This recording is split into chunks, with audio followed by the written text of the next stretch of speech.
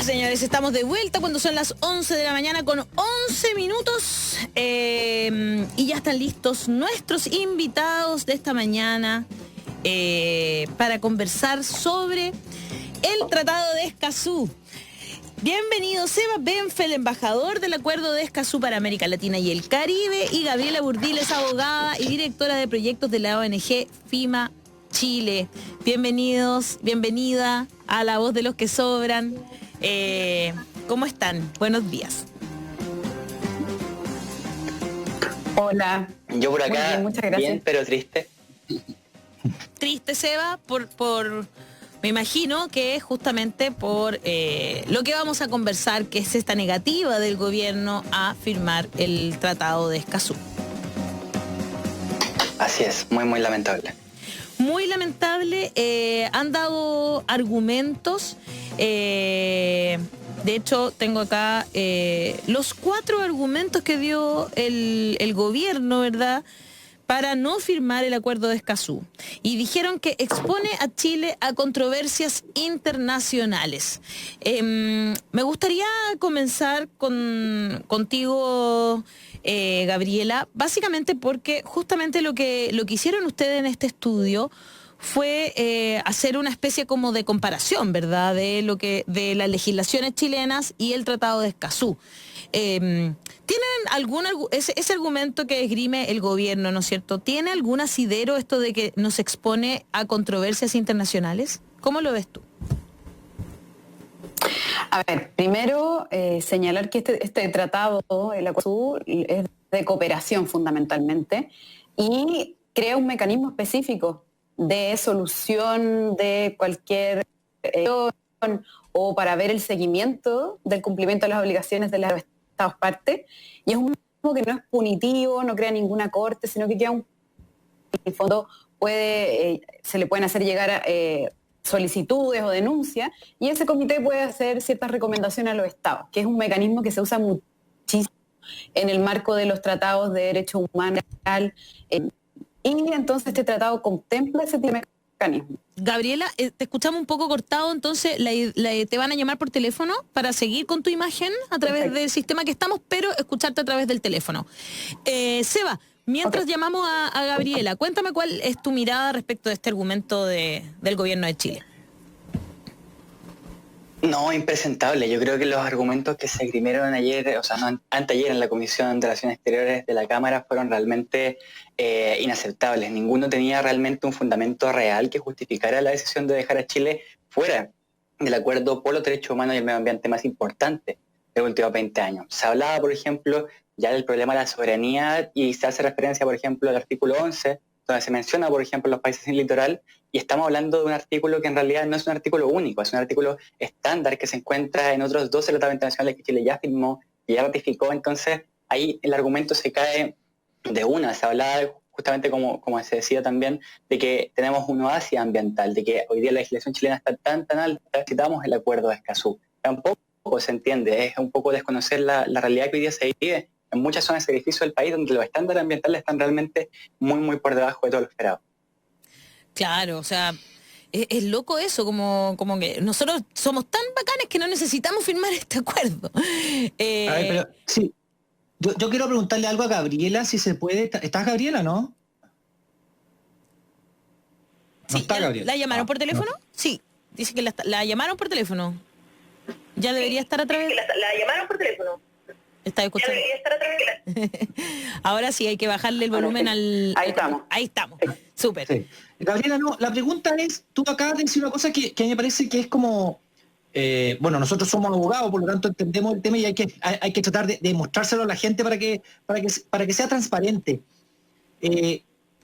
A ver, si hubiese alguna posibilidad de que Chile tuviera algún peligro de que nos demandaran, algún peligro de perder soberanía, algún peligro de perder, incluso que la legislación chilena se viera diezmada, alguna cosa así uno lo podría entender, ¿no? O sea, para que la gente entienda, si Chile perdiera con la firma de en algún aspecto, pero tú lo que alcanzaste a hablar antes de que te llamaran por teléfono, es que eso no pasa. ¿Podrías explicitarlo, porfa, Gabriela, colega? Sí, por supuesto. Lo primero es que este es un acuerdo que garantiza como derecho el acceso a la justicia. O sea, el acceder a tribunales, poder impugnar decisiones, todo eso es un derecho humano, ¿ya? Entonces, no puede ser visto como un riesgo. Eso ahí tenemos una diferencia muy importante con el gobierno y con este informe que ha salido. Entonces, yo decía que este tratado, además, lo que contempla es un mecanismo de un comité de cumplimiento. ¿Ya? Y ese comité no es una corte, no tiene sanciones, sino que recomendaciones a los estados para que puedan ir avanzando en el cumplimiento de las obligaciones de Escazú. ¿Ya? Eso es lo que crea Escazú. Perfecto. No le da competencia a la Corte Interamericana. De hecho, la Corte Interamericana no tiene dentro de sus competencias el Acuerdo de Escazú, que es una de las cosas que dice este informe del gobierno, que habría un riesgo de llevar esas causas y el Acuerdo de Escazú a la Corte Interamericana, lo que a mi juicio es una interpretación como bastante indirecta o torcida, rebuscada sobre todo, para decir que esto es un riesgo, ¿ya? Y entonces, repito, esto es un derecho. La Corte Interamericana no tiene competencia directa en el Acuerdo de Escazú, pero lo que tiene este acuerdo es este mecanismo de observación del cumplimiento para cooperar y ayudar a los estados que cumplen, ¿ya? No para imponer sanciones, como digo. Y como decía Sebastián, respecto a... Perdón. No, dale nomás, perdona, dale. Sí, Disculpa. respecto a la Corte Internacional de Justicia, estoy escuchando con una eco. No, Entonces, nosotros te escuchamos súper bien. Perfecto. No, Sí. tú tienes que bajar, si estás hablando por el celular, tienes que llevar a cero el audio de tu computador. Perfecto. Bueno, la Corte Internacional de Justicia efectivamente tiene competencia, de acuerdo al Acuerdo de Escazú, pero esa competencia es voluntaria para los estados. O sea, hay un artículo que explícitamente dice que cada estado puede decidir voluntariamente si llevar estos casos a la Corte Internacional de Justicia, ¿ya? Y además son casos que tendrían que darse entre estados, porque la Corte Internacional de Justicia no tiene competencia respecto a los ciudadanos, de las personas naturales. Entonces es un caso en que tendría que darse entre estados, que además el Acuerdo de Escazú no regula, porque no regula temas de recursos naturales o temas limítrofes, que es como el miedo que se dijo al inicio. Claro, como lo de Bolivia, ponían, me acuerdo, del río, ¿no es cierto? Silala, era como... Esto nos va a dejar muy mal. Eso era completamente falso, entonces. No está en Escazú. No, porque Escazú no habla de temas limítrofes, como decía, sino que regula los derechos de acceso a la información, participación y justicia que los estados tienen que garantizar a cada uno de sus ciudadanos en el territorio. No abarca temas con otros países en general, esa no es la materia. Okay. Los temas que sí se abarcan respecto de los estados que son parte es obligación de cooperar para que entre ellos fortalezcan sus capacidades en materia de derecho de acceso. Y son obligaciones súper blandas, son de, por ejemplo, tener talleres, capacitaciones, ese tipo de cooperación. Perfecto. En este estudio que ustedes hicieron, que hizo FIMA, ¿verdad? Junto con la FES Chile, hay un dibujito, ¿no es cierto? Una infografía que dice: la normativa chilena cumple con el Acuerdo de Escazú, que es lo que estaba contando Seba, ¿no es cierto? Que el gobierno chileno dice que es como que estuviesen muy por sobre, ¿no es cierto? Entonces dice, se realizó un análisis comparativo entre la normativa nacional y el contenido del Acuerdo de Escazú, en el que se evidencia que aún no hay aspectos sustanciales del acuerdo que no se cumplen en nuestro país y otros en los cuales aún podemos avanzar más. Y es súper entretenido porque está en cima.cl, o sea, en fima.cl lo pueden encontrar, como un, ¿no es cierto?, como un semáforo, nivel de cumplimiento de cada artículo del acuerdo. Disposiciones generales del acuerdo no se cumple o se cumple escasamente. Acceso a la información ambiental se cumple parcial o imperfectamente. Generación y divulgación de información ambiental no se cumple. Participación pública no se cumple. Acceso a la justicia ambiental parcialmente, ¿no? Y defensores ambientales no se cumple o se cumple escasamente, digamos. Ahí está, y es bastante claro, ¿no? Este estudio. Seba, ¿qué te parece a ti? ¿Dónde sientes tú que Chile está más al debe, por decirlo en forma coloquial, verdad? Yo primero felicito el estudio, creo que está muy muy bueno, que justamente mata ese argumento que se ha planteado de que Chile tiene la legislación ambiental tan poderosa que no necesita el acuerdo de Escazú. Aquí, con una cuestión muy muy simple, muy gráficamente, se explica que en realidad no, aún hay mucho por avanzar. Y hay varias materias donde, claro, efectivamente, por ejemplo, hemos avanzado un poquito, ese semáforo en amarillo, pero hay algunas donde realmente muy muy al debe. Y cuando hablamos, por ejemplo, de protección hoy día de los defensores ambientales, es una realidad que hoy día no se está haciendo cargo ni el gobierno, no hay ninguna institución de hoy día que esté protegiendo a los defensores del medio ambiente. De hecho, nosotros hemos tenido la suerte de poder hablar con Rubén Collillo, con Claudia Arcos, con personas que han sufrido tanto el hostigamiento por parte de policías, por parte de ciertas personas, como también las pérdidas, por ejemplo, de Macarena Valdés, una tremenda activista mapuche, claro, mujer, que justamente fue asesinada por ser activista mapuche y mujer. Entonces, hoy día en Chile, por ejemplo, no hay ninguna legislación que proteja a los defensores del medio ambiente ni de la tierra, y están completamente expuestos. Y Rubén Collillo lo que nos contaba hace poco en una entrevista que tuvimos con él es que él vivió tanto la muerte de Macarena Valdés como también luego, posteriormente, la amenaza y hostigamientos que seguían ocurriendo posterior incluso al asesinato. Entonces, es una realidad que se vive constantemente, que lamentablemente ha sido muy invisibilizada, que no aparece en la prensa, no es muy vista, pero que sin embargo ocurre y no hay nada que le pueda hacer frente. Claro. Sí, oye, sí me gustaría preguntar algo, si me permite.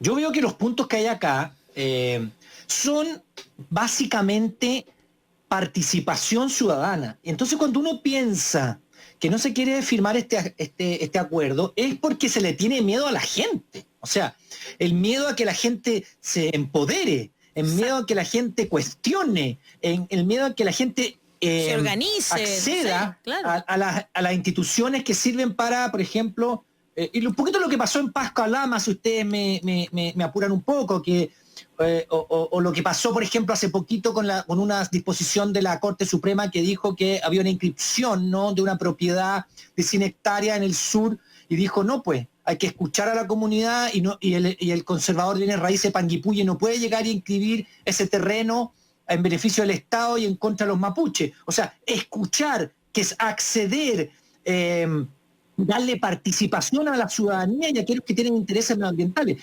Eso es el profundo del acuerdo de Escazú, y eso le tiene miedo al gobierno. No sé si estoy muy equivocado, el que quiera contestarme. Gabriela. Sí, yo estoy súper de acuerdo con lo que dice Daniel. Yo creo que ese es el temor a la democracia, finalmente. Y de hecho, si uno lee del informe del gobierno, se repiten las palabras como incertidumbre jurídica, inseguridad, ambigüedad, etcétera. De hecho, dice, el acuerdo introduce una serie de principios no definidos que condicionarán nuestra legislación ambiental. El acuerdo implica cambios en nuestra legislación, generando incertidumbre jurídica, que es lo que tú nombrabas, ¿no? Así es. Claro, y de hecho es algo que se repite, si se fijan en los grandes cambios regulatorios que se han querido hacer, por ejemplo, en materia de agua, en el Congreso, siempre se repite desde ciertos sectores productivos que esto les genera incertidumbre. El mayor participación, el acceder a información, el poder impugnar ciertas decisiones que son derechos básicos, la respuesta es que eso es incierto y que no es conveniente, que es lo que hemos escuchado últimamente. Y yo estoy en absoluto desacuerdo con eso, porque creo que estos derechos que están aquí mencionados son los que permitirían tener decisiones más sostenibles, que de verdad puedan ser implementadas en los territorios sin pasar a llevar todos estos derechos. Entonces yo creo que eso es lo que no es que comprende el gobierno o los sectores que están detrás de esta oposición, que es creer que esto no va a permitir avanzar, cuando en realidad estos derechos lo que van a permitir es decisiones que se puedan permanecer en el tiempo. Seba, ¿estás de acuerdo con Gabriel y con Daniel que finalmente ese es el miedo del gobierno, esta participación de las personas en la democracia? Yo creo que sí, es parte un poco del temor que hay por parte de ciertos sectores del gobierno, ¿cierto? Tenemos que entender que esta es una decisión que tampoco es 100% compartida. Hoy día hay sectores también, por ejemplo, incluso del propio mismo, que también están a favor de la firma de Escazú, y hoy día hay ciertas personas particulares que se están oponiendo a que se concrete esto. Pero efectivamente, o sea, yo creo que el pueblo de Chile desde octubre en adelante lo que más ha pedido es participación ciudadana, es mayor democracia, poder participar y ser parte del proceso de toma de decisiones respecto a aquellas materias que nos afectan. Y hoy día el acuerdo de Escazú es un acuerdo que apunta en esa dirección, en profundizar la democracia, de pasar de una democracia que es representativa a una que sea participativa, donde seamos tomados en cuenta, se nos escuche atentamente y no simplemente en un gimnasio como ocurre hoy día en los procesos de consulta ciudadana que ocurren en el país. Yo creo que tenemos mucho por avanzar, pero lamentablemente siento que incluso el temor del gobierno de firmar el acuerdo de Escazú va más allá incluso de profundizar la democracia o de aumentar la participación, sino que tiene que ver con una especie de recelo o de alejamiento de los acuerdos internacionales de derechos humanos. Es un poco lo que se ha planteado últimamente. Vemos que, por ejemplo, el ministro Alamans habló en el Mercurio de que le complicaba que el acuerdo de Escazú mezclara temáticas de derechos humanos con medio ambiente, que esto puede ser un poco inconveniente porque justamente nos pueden demandar afuera. Entonces, yo creo que hay un recelo con proteger y garantizar los derechos humanos también. Claro. Es que es tan sintomático lo que dices tú, Sebastián. Pero a ver, si seamos un poco más honestos, no me extraña. Si a este gobierno el tema no le interesa, o sea, deben estar cortándose las venas porque se suspendió definitivamente Pascualama. Ellos preferían que se siguiera explotando el lugar, destrozando todo lo que existía allá arriba. Frey debe estar cortándose las venas, y Frey hijo fue el que firmó el pacto con Argentina, el tratado con Argentina para explotación. No hay una visión más armónica de lo que son los derechos humanos. O sea, no hay nada más unido a los derechos humanos que el medio ambiente. No hay nada más que esté entrelazado, que tenga relación. Entiendo que entonces, incluso en la esos Constitución... miedos de la derecha... Perdónenme, No, le pregunto a los dos abogados, se los pregunto directamente, porque entiendo que en esta Constitución, la de 1980 existe, incluso en esta Constitución que tenemos hoy, existe garantizado el derecho a una vida libre de contaminación, ¿o no? ¿Viste? O sea, ya a vivir en un medio ambiente libre de contaminación. Exacto, o sea, está garantizado dentro de esta Constitución que incluso la queremos cambiar, ¿no es cierto? Incluso en esta Constitución está garantizado vivir una vida libre de contaminación. ¿A eso le tenemos miedo? ¿A que la gente pueda...? No, pero mira lo que dice, lo que dice Sebastián, mira lo que dice, tienes razón, dice... ¿Viste? Voy a leerlo, me acordaba. Algo me acordaba. Sí. El año de derecho, Gabriela, algo me sirvió. Muy bien, Ale. Dice, el derecho a vivir en un medio ambiente libre de contaminación. Es deber del Estado velar para que este derecho no sea afectado y tutelar la preservación de la naturaleza. La ley podrá establecer restricciones específicas al ejercicio de determinados derechos o libertades para proteger el medio ambiente. Si eso no es la implementación de Escazú hoy día, ¿qué? Totalmente. La ley deberá establecer restricciones específicas a determinados derechos o libertades para proteger el medio ambiente. Por a esas ejemplo, restricciones, lo que pasa en las zonas de sacrificio, o sea, esas personas que viven en Quintero, Puchuncaví, en el sur donde están las salmoneras, podrían efectivamente hacer, no sé, también los que vivimos en Santiago, cuando el aire está absolutamente contaminado, ¿no es cierto? Podríamos también apelar, ¿no?, a ese artículo de la Constitución. Claro.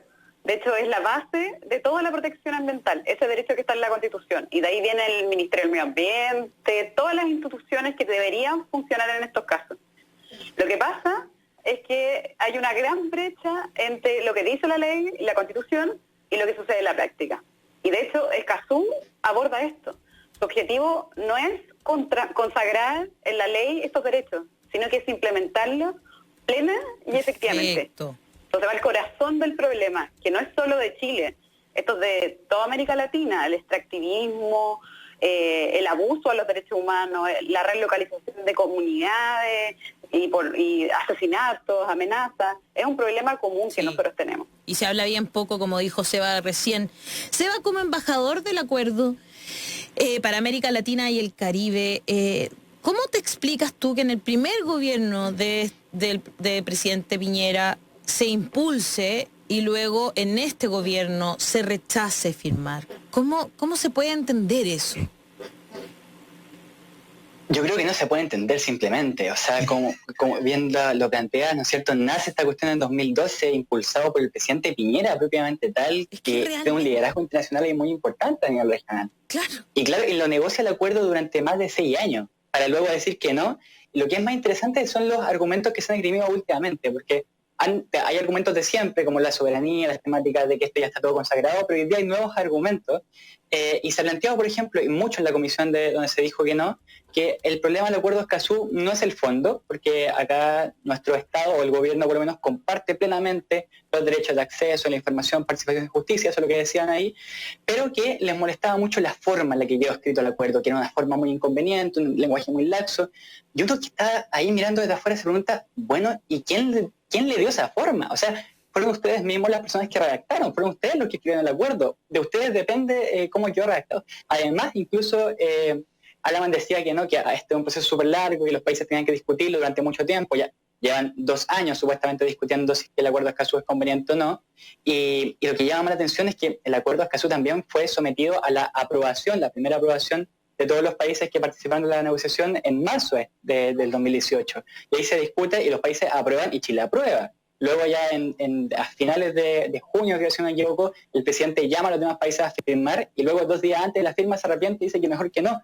De ahí no se entiende, simplemente hay alguien que le tuvo que haber dicho por detrás que no firmara, y de ahí no han querido cambiar la decisión y lamentablemente una decisión política, porque de argumentos, como hemos visto, no hay nada. Jurídicamente, como hemos visto, no hay nada. El estudio de FIMA y FES Chile lo confirma, digamos, que a todo esto mostramos nosotros la gráfica, pero es un estudio, ustedes pueden entrar a leerlo también si quieren. Y fíjate ¿qué es lo que nos queda entonces? Seba, pues si no firmamos, o Gabriela en realidad, si no firmamos nosotros ahora este acuerdo, que tenemos hasta el sábado para firmarlo, ¿no? Si con esta presión que ha hecho la opinión pública, porque se ha hecho presión, la opinión pública está pendiente de esto, ha sido trending topic, ¿verdad? Estamos conversando hoy. Si no, finalmente Chile no firma este acuerdo, ¿podemos ratificarlo posteriormente, Gabriela?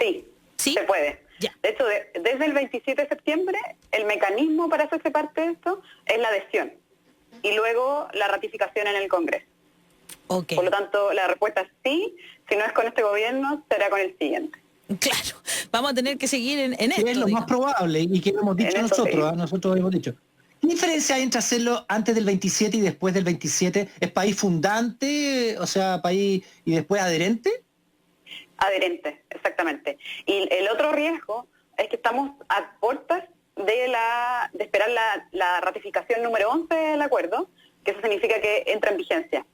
Entonces va a empezar a funcionar este proceso y Chile no va a ser parte de las discusiones, lo cual es muy grave, ya que se acordó que él iba a presidir este periodo previo a la entrada en vigencia y no lo está haciendo. O sea, no es exactamente lo mismo, o sea, podemos suscribirlo después y hacerlo, pero no es exactamente lo mismo que ser fundante al final. Estamos adhiriendo a un proceso que ya va a estar en marcha. Estamos llegando como invitados, no como el liderazgo que nos habíamos propuesto de ser, como tú dices, los fundadores, los primeros. Estamos abandonando el barco. Perfecto.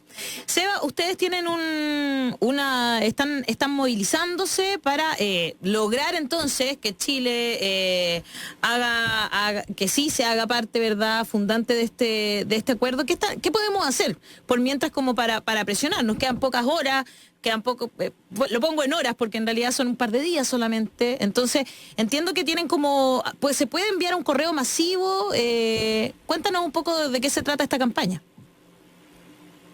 Pucha, tremendo spoiler que me diste. O sí, eso es justamente lo que vamos a hacer ahora a las 12 de la mañana. O sea, ya no son mañana, pero a las 12 justamente empieza nuestra tercera ofensiva de correos masivos. ¿Ya? Sí. Creo que ahí está la foto. Vamos a hacer correos masivos ahora a las 12. ¿Ya? Y tenemos así varias acciones. También estamos invitando a que las personas vayan a un cacerolazo que vamos a hacer también hoy día en la noche. Buenísimo. También estamos pidiendo que puedan poner carteles fuera de su ventana, de sus puertas, pidiendo la firma del acuerdo de Escazú. Acá ya, yo creo que ya es una campaña que ya tiene mucho apoyo, como bien decían, ya hay mucha gente comprometida, muchas instituciones también, nos hemos reunido con juntas de vecinos, con universidades, federaciones completas que están a favor de la firma de Escazú. Y hoy día, en la petición que tenemos, ya tenemos más de 26.000 firmas, o sea, 26.000 personas que están por la firma del acuerdo de Escazú, 200 organizaciones que también apoyan la firma del acuerdo de Escazú, y así la presión no tiene que terminar. Y nosotros somos unos convencidos de que, si bien, claro, el acuerdo tiene mecanismos formales donde uno puede firmar, luego adherir y así sucesivamente, lo que importa realmente es que cada día que pasa sin que se firme realmente el acuerdo de Escazú, o sin que se implementen estos derechos en la práctica, es un día más de vulneración de los derechos que hoy día tienen todas las personas. Es un día más donde abre una incertidumbre tremenda para las personas que hoy día no cuentan, por ejemplo, con consulta ciudadana, no cuentan, con información no cuentan, con justicia, y también para los defensores ambientales. O sea, cuando hablamos, por ejemplo, del problema de los defensores ambientales, estamos hablando que desde el 2012, las informaciones indican, desde el 2012 hasta ahora, la cantidad de defensores ambientales asesinados en América Latina y el Caribe no ha hecho otra cosa que aumentar, y aumentar muy, muy rápidamente. Entonces, por cada año que pasa nuevamente sin la implementación del acuerdo de Escazú, es un nuevo año de incertidumbre para todas las personas que defienden nuestro hogar común. Así que tenemos que seguir haciendo presión, y nuestro llamado es a seguir movilizados, y de hecho mañana probablemente también tengamos una acción más territorial o más especial que esperamos comunicar ya más a la noche como una sorpresa. Lo que dice Seba es súper preocupante, porque finalmente yo me acuerdo cuando salió un artículo de, no me acuerdo si era CIPER o Interferencia, me disculpan, que decía se habían filtrado quiénes eran las personas que inteligencia seguía, y eran dirigentes estudiantiles y dirigentes medioambientales. O sea, de verdad, esos son, comillas, el enemigo interno que nuestro gobierno ve. Es una cosa muy, a mí me parece muy violenta, la verdad, voy a ser muy honesta. Dani nos pregunta a través de Twitter algo que nos preguntan muy seguido, y se los voy a preguntar a ustedes. ¿Qué pasa, dice, con el TPP-11, con el Tratado de Escazú? ¿Uno contradice al otro? ¿Alguno de ustedes tiene esa respuesta? Yo podría decir algo. Gabriela. Es que a mí me parece tremendamente contradictoria la postura del gobierno de estar avanzando en tratados de libre comercio que efectivamente restringen muchas de sus posibilidades de decidir aspectos como la jurisdicción o dónde decidir ciertas controversias en este tipo de tratados, pero no querer avanzar en Escazú en temas de derechos humanos. Me parece que refleja absolutamente el alma de este gobierno y el miedo a proteger y avanzar en derechos humanos. Yo ese es el único comentario que puedo decir. Son totalmente contradictorias las posturas. Perfecto. Ahí está. ¿Tú sabes algo sobre el TPP-11, Seba? Sí, yo también comparto un poco lo que decía Gabriela. Es lamentable que hoy día se priorice tanto los tratados de libre comercio y, por el contrario, se niegue la firma de los tratados por los derechos humanos. Se habla un poco de las prioridades que tiene el gobierno actualmente. De hecho, una cuestión que a mí por lo menos me molestó mucho de los argumentos que ha dado el gobierno para no firmar el acuerdo de Escazú, es que este puede generar incertidumbre para las empresas contaminantes. Y un argumento que lo dicen así, sin problema. Este es un acuerdo que puede generar incertidumbre hoy día para las empresas y, por tanto, no lo queremos firmar. Entonces, se nota realmente dónde está la prioridad. O sea, prefieren darle incertidumbre a las personas y darle certeza a las empresas. Y tendría que ser completamente al revés. Es una cuestión que lamentablemente no se entiende. Y es bueno un poco lo que desencadena. Yo creo que esas frases, esos argumentos que se han planteado, es lo que desencadena después un malestar social generalizado que desencadena, por ejemplo, el estallido como el que tuvimos en octubre. Entonces, pucha, que da lástima un poco la argumentación. Claro. Después no lo vimos venir, claro. Esa es la cuestión. O sea, claro. Y pasa con la crisis climática también. O sea, la pandemia la supimos cuando en diciembre del año pasado y no hicimos nada. La crisis climática es lo mismo, la sabemos ahora y seguimos sin tomar ninguna acción. Entonces, después cuando esté todo Chile ardiendo, cuando esté toda Latinoamérica ardiendo en llamas, no nos pregunten o no nos digan, hoy no lo vimos venir, porque sí lo vimos venir y lo anticipamos muchas veces. No, y tenemos que escuchar negacionistas como Bolsonaro, ¿no es cierto?, diciendo que el Amazonas lo quemaron los indígenas. O sea, francamente, eso es lo que hemos tenido que escuchar este último tiempo, lamentablemente, Seba. Toda la razón. Gabriela, Sebastián, ha sido un agrado conversar con ustedes. Hagámosle un último llamado, Seba, a la gente que se una a todas las acciones que todavía nos quedan como ciudadanos, como personas que estamos preocupadas de lo que pasa en nuestro país y en el mundo, para que se unan a estas acciones. ¿Dónde pueden encontrar la información? Súper. Importante, sí. Pueden ir a seguir nuestras páginas de Escazura Chile, tanto en Instagram como en Twitter o en Facebook. Estamos en las tres plataformas y ahí estamos constantemente subiendo información sobre de qué trata el acuerdo de Escazú, porque es importante, y también las actividades que estamos haciendo para presionar al gobierno. Hemos tenido también varias instancias muy interesantes de aprendizaje. Por ejemplo, ayer estuvimos con la relatora especial de Derechos Humanos de la Comisión Interamericana de Derechos Humanos, que nos explicó también y rebatió un poco los argumentos del gobierno. Le preguntamos, por ejemplo, si realmente era complicado mezclar derechos humanos con medio ambiente, nos dijo que obviamente que no. Entonces, acá pueden encontrar mucha información, y bueno, las actividades que se vienen acá dentro de poco, en 20 minutos más, empieza entonces los cargos masivos a Andrés Halaman, la ministra Schmidt, que ya tuvimos ayer y anteayer estuvimos haciendo, y hubo mucha recepción, más de 300, sino 500 correos que les enviamos. Y bueno, también a manifestarse afuera de sus casas pueden poner ahí el cartelito de Piñera firma Escazú, que es un poco hacer que esto se conozca en el vecindario, y también ojalá con las propias juntas de vecinos, con las propias organizaciones que hay en cada territorio, organizar hoy día a las 9 de la noche un cacerolazo para poder exigirle al gobierno que firme el acuerdo de Escazú. Ahí la gente que haga cacerolazo puede grabar el video y nos lo manda a la página de Escazú de Chile para que también podamos tener registro de eso. Fantástico. María Panza dice a través de YouTube, el sistema neoliberal le dio todo el poder a los ricos empresarios. Son los que deciden. Eso es lo que pasa. Por eso rechazaron el tratado. Vicente Mardones, vamos por ese cacerolazo esta noche a las 21 horas, pero que se escuche, dice.